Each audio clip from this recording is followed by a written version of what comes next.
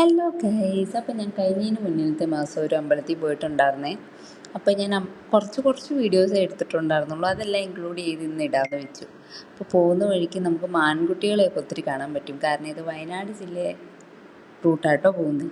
അപ്പോൾ വയനാട് ജില്ലയിലെ തിരുനെല്ലി അമ്പലത്തിലാട്ടോ നമ്മൾ പോയത്. അപ്പോൾ ഈ അമ്പലം എന്ന് പറഞ്ഞാൽ ഭയങ്കര ബ്യൂട്ടിഫുള്ളാണ്. ഈ അമ്പലത്തിൻ്റെ 4 ചുറ്റും ഇങ്ങനെ മലകളാട്ടോ. അപ്പോൾ പ്രധാന ആരാധനാമൂർത്തി ഇവിടെ മഹാവിഷ്ണുവാണ്. ബ്രഹ്മാവാൽ നിർമ്മിക്കപ്പെട്ടതെന്നാട്ടോ വിശ്വാസം. അപ്പോൾ നമ്മൾ ഈ ബലിതർപ്പണയില്ലേ, നമ്മുടെ ആൻസിസ്റ്റേഴ്സിനൊക്കെ മോക്ഷം കിട്ടാൻ വേണ്ടി നമ്മൾ പ്രാർത്ഥിക്കുന്നതാണ് ഈ ബലിതർപ്പണം എന്ന് പറയുന്നത്. അപ്പോൾ ബലിതർപ്പണത്തിന് ഭയങ്കര പ്രാധാന്യമുള്ളൊരു അമ്പലമാണിത്. അപ്പം ഞങ്ങൾ ഹോം സ്റ്റേ ആയിരുന്നു ഓപ്റ്റ് ചെയ്തത്. അപ്പോൾ ആ പോകുന്ന വഴിക്കൊക്കെ നല്ല ബ്യൂട്ടിഫുൾ സീനറി ആട്ടോ. നമ്മൾ ശരിക്കും പറഞ്ഞാൽ ഈ പടത്തിലൊക്കെ കാണുന്ന പോലത്തെ സീനറിയാണ്. അപ്പോൾ ഈ കുളം എന്ന് പറയുന്നത് ശ്രീരാമദേവൻ തൻ്റെ അച്ഛനായ ദശരഥന് ഇവിടെ ബലിയിട്ടിട്ടുണ്ടെന്നാണ് വിശ്വാസം. അത് കാരണമാണ് ഇവിടെ കൂടുതൽ ആൾക്കാരും ബലിയിടാൻ വരുന്നത് കേട്ടോ. അപ്പോൾ പാപനാശിനിയിൽ മുങ്ങിക്കുളിച്ചിട്ട് ഇതുപോലുള്ള അരുവികളിൽ നിന്നാണ് നമ്മൾ ബലിയിടുന്നത്.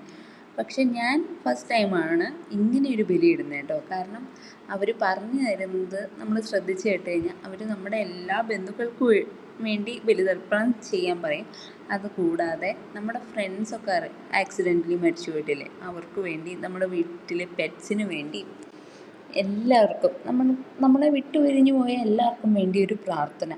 നമുക്ക് നമ്മളുടെ കൂടെ ഇല്ലാത്തവർക്ക് വേണ്ടി ചെയ്യാൻ പറ്റുന്ന ഏറ്റവും വലിയ കാര്യം പ്രാർത്ഥന മാത്രമല്ലേ ഉള്ളൂ.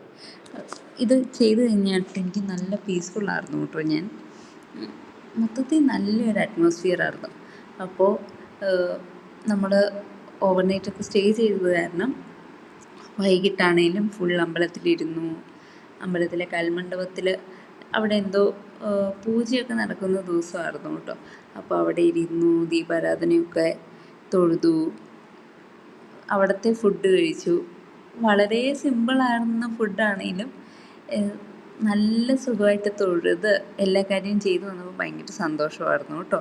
വീഡിയോസ് ഒത്തിരി ഇല്ല, എന്നാലും വളരെ പീസ്ഫുള്ളായിട്ടുള്ളൊരു അനുഭവമായത് കാരണം പറയാമെന്ന് വിചാരിച്ചു. അപ്പോൾ ഇന്നത്തെ വീഡിയോ ഇത്രയേ ഉള്ളൂ. ബൈ.